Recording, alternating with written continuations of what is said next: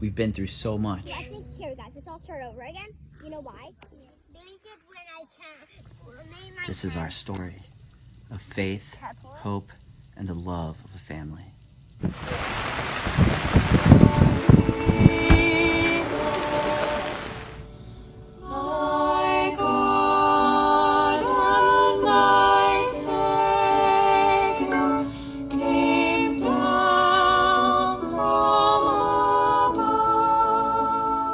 He has a plan far greater than any of ours. We'll see consolations along the way. We'll hear stories of people whose faith was inspired by the life of Fulton. We'll see in ourselves a deepening trust in God. But those don't answer that deepest question of why this happened. No, what does is the fact that God is with us. See on that holy card the beautiful image of Mary watching over him. We know in our hearts that God desired to be with him. Before you were in the womb, I knew you. God has a plan, and God is with us.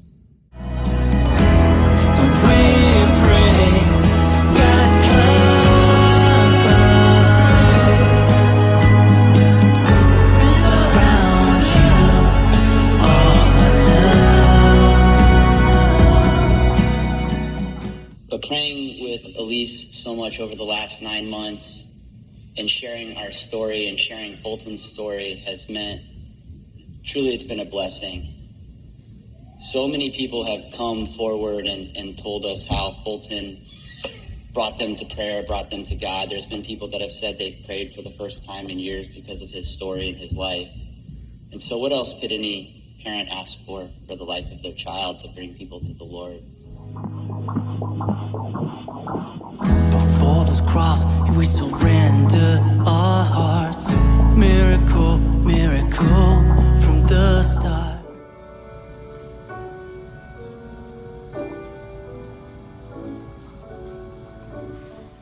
We pray for Fulton, that he may be held securely in God's loving embrace, now and for all eternity.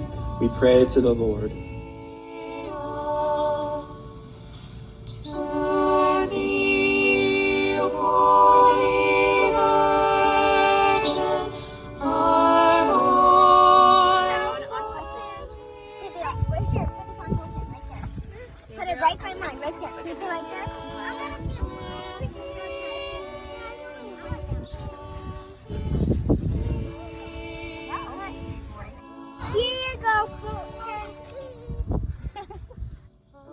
Fulton brings joy to our hearts, and he will always be part of our family.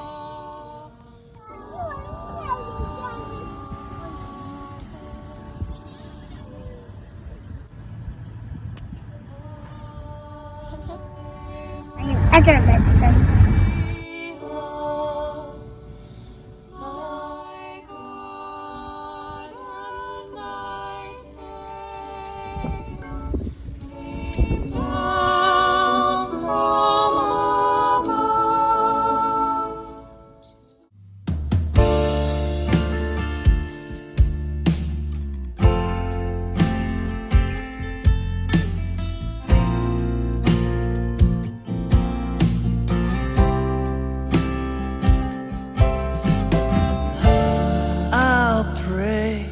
Your mind will open,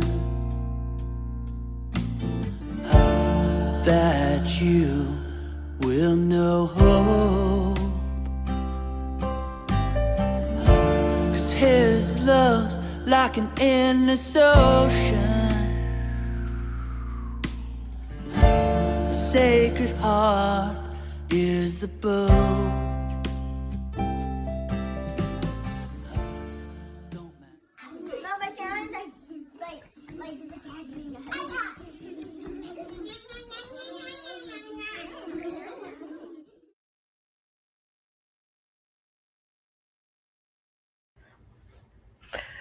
Well, hello. This is Janet Morana. Welcome to Just Ask Janet. And what you just saw was a beautiful video that was put together by the Hood family.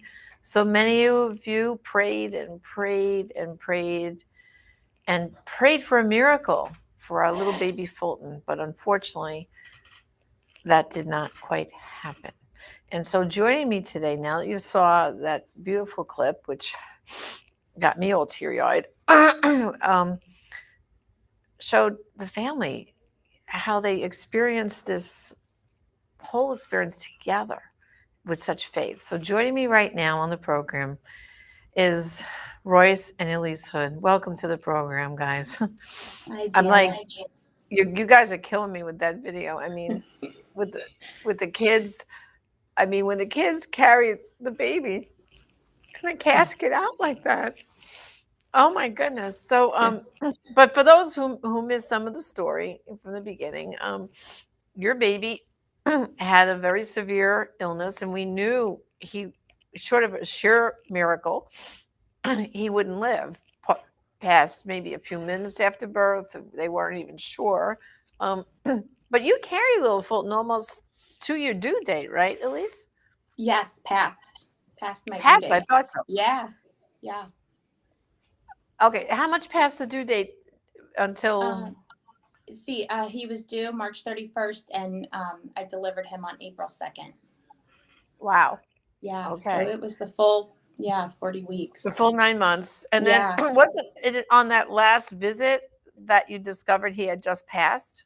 Tell us that Yes. story. Well, so at 39 weeks, so during the entire process of the pregnancy, we were never able to obtain a really good ultrasound because he didn't have any amniotic fluid surrounding him. So at 39 weeks, we received we were able to capture the most amazing ultrasound, and it was as close to a 3D ultrasound that we were able to get during the entire pregnancy. And that's the ultrasound that has, the image has sort of gone viral, I guess you can say, where it looks as if Our Lady is standing over him and watching him in that ultrasound. And so about a few days later, and that was on, I think, a Thursday that we got that ultrasound. Middle of the following week, Elise sort of felt like something maybe was wrong. And so she went to her doctor. There was a few days where I didn't feel like I felt those movements, and especially like after he was born, we knew that it was just his little hands that were moving, because I don't think he ever moved his legs. But so I would just feel those rare little punches at night when I would play his music for him. And there was a few nights in a row where I wasn't feeling that, which wasn't all that strange, because a lot of times I'd fall asleep when I was playing that music for him, so I wouldn't notice the punches. But the last couple of days I didn't feel them, and I started wondering, but trying not to worry at the same time. So I had an appointment already that week. So went into the appointment, and the doctor couldn't find the heartbeat. So that was really hard. So she couldn't find it with the little Doppler. So she said, why don't you call Royce, have him come, and we'll do a sonogram. So Royce came, and the doctors confirmed our worst fear, and it looked as though, Fulton had passed away. And the interesting thing is I think that was like maybe Wednesday night or Thursday. We couldn't get a bed, and as fate would have it, Fulton ended up ultimately being born on Good Friday. I feel like that was such a blessing, because so that was a Wednesday, and we went to the hospital to confirm that Fulton had passed away. So the doctor there said, I can just admit you now, and they would do the induction, or you can go home, kind of gather yourself, and then schedule the induction for whenever. And so we went home Wednesday and told the kids, and then I knew I wanted to go in as soon as possible. So we scheduled the induction for as early as they could on Thursday morning.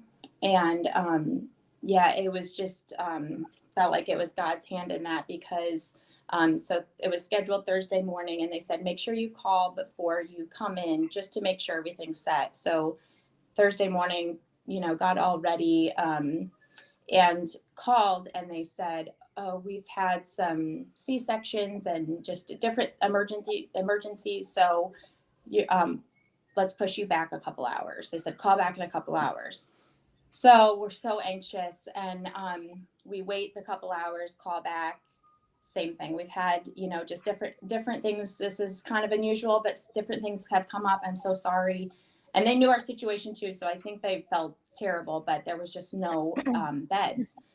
So same thing, a couple hours later, finally they got us in at like about 5 o'clock that night. So that was just the hardest waiting period. And I was getting very anxious and, kind of upset at the same time, very impatient.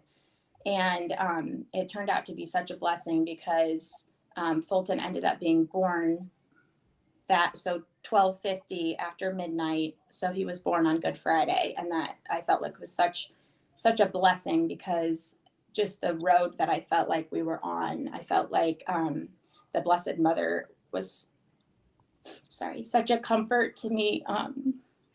Of Just in course. her, I related with her sorrows, and so that final delivering him holding him on Good Friday was very comforting. So let's just talk about the children for a minute, because I know we have followed this whole case with you for months and months, and the kids were all involved. When you first told them that their little brother had passed, what were the kids' reactions? Because in the video, they were so strong. I mean, to his little ones there carrying his casket. I mean, I don't think I could have done that and held it together. I mean, We had a lot of graces. how did they cope how did they cope with all this news? And did they get to come to I think there was a picture of them in the hospital with you. Was that holding baby Fulton after he was delivered? Yes. So when we told them, they were very upset. They were all crying and very sad, but they did have such a strength, honestly, throughout the whole journey. And it was nice to come home after that initial doctor appointment where they said that Fulton had passed away, because we got to talk to them and kind of prepare them for what the next day would be like when they would come. And so they, my family was here with them, and they have cousins and things. So it was good to kind of distract them a little bit. And then it was so early the next morning, and they were thankfully able to come. And my family brought all the kids, and they were honestly they were so excited to see him. And there were some tears, of course, too, but they were really just kind of oohing and eyeing over him. And just that they were so anxious to meet him, just like we were. And so I felt like they were very strong at the hospital. And I think it was the first couple weeks, I would say, were hard for the oldest ones. I could tell they wanted to be distracted, and so they would like to go to their cousin's house and play. But I think the fact that we were so open the whole time helped too, because then they would slowly open up to us and say, they had a lot of questions, and then would come with their own tears. And I feel like we've kind of just all worked through it together. Yeah. And you know what? I think too, getting to see baby Fulton in the hospital, all of you like that together, that brought closure, because here all these months you prayed for this baby, and then what would you have done? Like, it all vanished? Oh, he died. Woof, gone. I mean, I remember as a child. Okay, my mom had a miscarriage at 6 months, and all of a sudden my mother had a big belly. And next thing, she had no big belly, and no one said anything. I didn't find out till I was like a teenager that I had a little brother, Peter, that died, miscarriage. And so I think, and I still feel like that. Why all that, so I think the way you did it, it's so beautiful, because the children, they really learned the dignity of life, and that we hold each life precious till the very, very end. And we give that baby dignity and a funeral and a proper burial. I mean, to me, it was beautiful. And when you think the culture of death we're in, most of the medical profession would have terminated little Fulton a long time ago, right? As soon as you found out that, that would have been, okay, this baby's not going to live. So they say termination. We know what that means. But then for that mother, her grief is double now, because she contributed to the death. Whereas in your case, at least, you nurtured little Fulton to the very end, and then you got to hold him. I mean, wouldn't you say that, that whole experience, while it was difficult and painful to say goodbye to baby Fulton, it was the most, you know, amazing thing that, that a mother could do, I think, right? To Yeah. journey with their child, right? Yeah, I think you're so right, because then instead of those feelings of guilt and remorse, and even just if you're just questioning, you're either way, you're going to be grieving. And so now, of course, we just are focusing on mourning and grieving Fulton, but not having to deal with, like you said, you're going to have the double the grief, and you know have being upset with yourself. And Yeah. so yeah, So, I can imagine. one question pops into my mind that I bet you the children asked: how come God didn't answer our prayers? I think that's a question that people ask all the time, like something serious like this. You pray for someone. I mean, right now, I know a lot of different people who has COVID, and actually, we just lost another little baby we all were praying for. Her name was Marigold. She was born, oh my gosh, 21, 22 weeks, and she survived for 6 months, but her lungs finally gave out. And here's that other thing, like, we were praying, everybody was praying, like everybody was praying for Archbishop Fulton for a miracle. So did the kids question that, and how did you work through that? Because as adults, I when I found out Fulton passed, I was like, why, God? Why couldn't you have done this? Why? So how did the kids deal with that why question? Yeah, I'm sure Lisa has something to add to this, but I think Father O'Brien said it really well at the funeral. He was the priest that presided over the funeral for us. And we didn't get the miracle that we asked for, but we received the miracle that we needed, and really the miracle that Fulton needed. He had so many things beyond Potter syndrome that would have affected him, and all but would have guaranteed a very difficult and very short life. And he would have suffered, absent a complete miracle, a complete total healing, which we know is possible through God. But instead, at 39 weeks or thereabouts, he was taken from the womb straight to heaven. He didn't suffer one bit. All that Fulton ever experienced in his time here with us, in his life here with us, was love, being nurtured by his mother, the voices of his siblings. So I think the children understand, and Elisa said it well before, God had bigger plans for Fulton. His life he wasn't meant for this world. He was meant for something, I think, larger than that. And now we have our little intercessor in heaven, which is, on one hand, quite exciting as well, although it's, we wish he was here. Well, and I also think, little Fulton is standing up for all those other babies in utero right now who might be in danger of termination, to show the parents, be not afraid, right? You can do this. Look at the Hood family. Look at how beautiful the experience was. Even though it's sad, it still was a beautiful, sad experience. Wouldn't you say, Elise, right? Yeah, absolutely. And his life, to me, was such a beautiful life. He lived really such a perfect little life. He was, just like Roy said, so well, nurtured and cared for. He had lots of people praying for him. I think lots of friends. And, we believe Mary came and took him, and he was straight to Jesus's arms. And I mean, really, to me, that's just such a beautiful existence. And That's right. I think beyond that, like you said, if his story could help another little baby, in the womb, then, I think he's continuing his work, and God is working through him and through our story. And I think now we're going to change the name now. It's not Baby Fulton, it's Angel Fulton, right? We now have a little Angel Fulton. And I will tell you that in my programming, whether it's this program or my Defending Life, we're going to keep having you back and telling this story, because too many couples are presented the dismal choice of termination, and they're frightened and they're scared. And to show your family how, you all surrounded Fulton with such love, but then you went through that sorrowful experience together. And I think it brought you closer as a family. This is what I could see.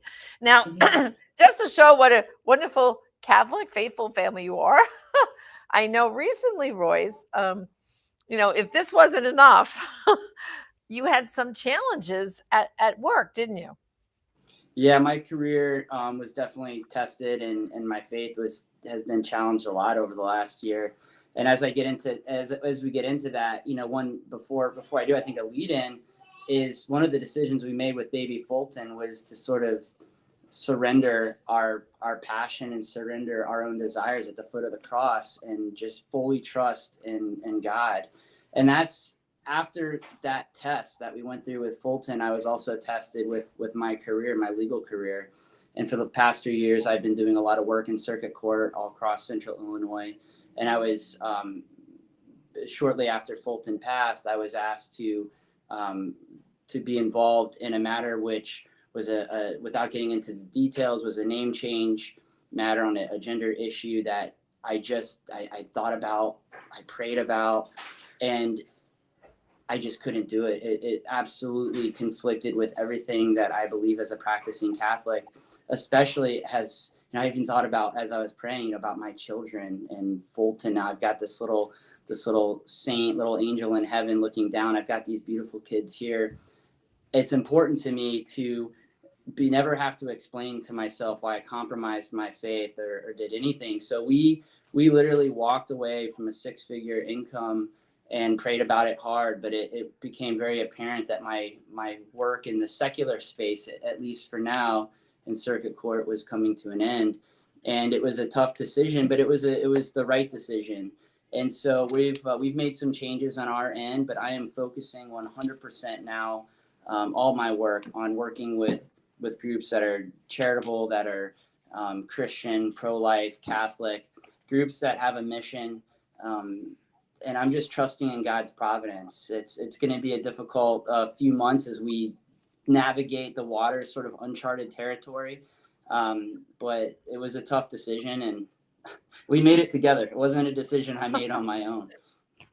Yeah, well, and this is very important because I think in the times we're in a lot of companies all across the country, if you're a believer, if you're Catholic, if you're Christian, our very faith is being put to the test on the job, where employers are trying to impose their will or the culture of death on us.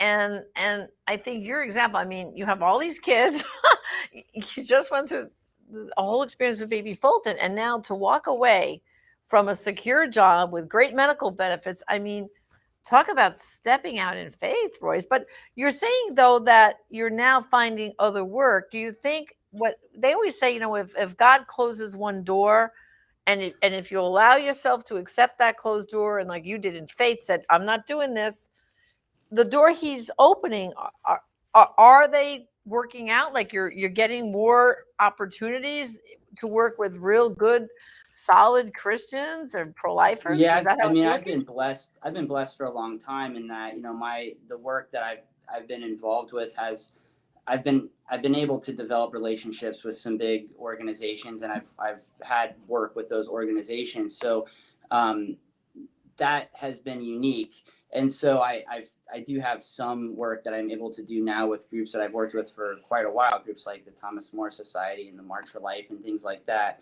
And so, but to answer your question, yeah, it'd be really easy to compromise your beliefs. And I talked to a few people professionally about, recusing an assignment on certain cases, and, it's just a name change, or it's just that, or it's just this other thing. It's not that big of a deal. You're not doing this, you're not doing that. But at the end of the day, and speaking with different priests and really just praying about it, became apparent that I think it's really increasingly difficult in this world to be authentic to your faith, and to resist the pressure to just sort of conform and go along with what everybody says is right. And we know that this world is upside down right now.